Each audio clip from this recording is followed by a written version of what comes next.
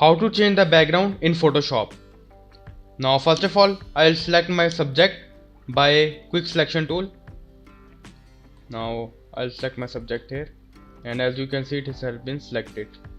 I'll make sure that there is no area left behind.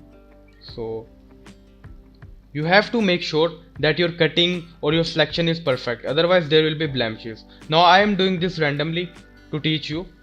Now what I'll do is I'll basically right click this and layer via cut.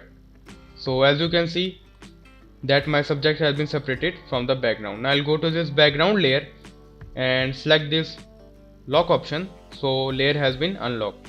I'll basically delete this layer. Yes, as you can see that this is gone. Now I'll add this background in this photo. You can take every wallpaper or background, what do you want. I am doing this just for the example.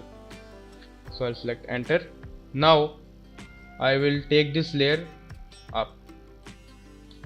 So as you can see, this background has been changed.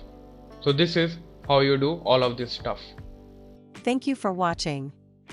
For more videos, please subscribe.